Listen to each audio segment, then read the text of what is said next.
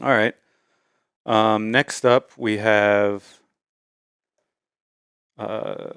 Turns out all the games in the Super Mario 3D All Stars are emulated, um, with a bit of tweaking going on. So there's a video by Digital Foundry.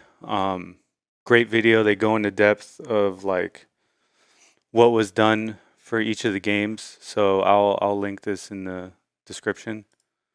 So essentially, I played the game. I played Super Mario 64 and Super Mario Galaxy last night. I had a lot of fun.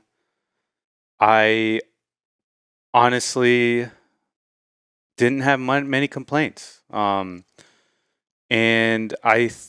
yes, while these are emulated, there are some enhancements. So let me go through that. Super Mario 64, that was upscaled to 720p.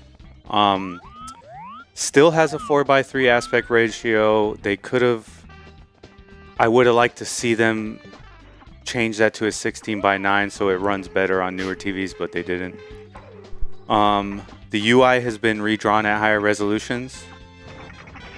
Some items, such as like paintings, flags, and enemies, have been upscaled to higher resolution so they look better. Very low input lag, which I noticed in the game. It was very responsive. I was using my Nintendo Switch Pro controller. Still 30 frames per second, so they didn't upgrade it to 60 frames per second. That's a big complaint.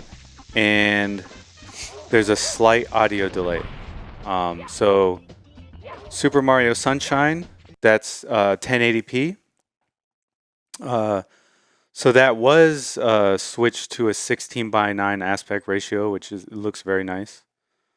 Looks better in HD than the original. Updated UI, an increased resolution on textures, no GameCube controller support, and still running at 30 frames per second.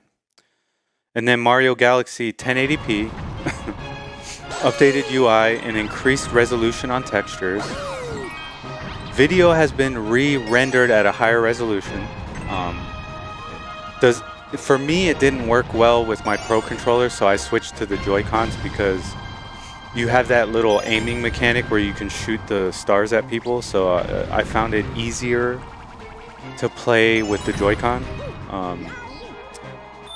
And it runs at a full 60 frames per second. So, yeah, I mean, honestly, unless you have the original hardware, and unless you're running like those 60 frames unlocked versions on emulators, I think it's worth getting it and replaying these on your Switch. So.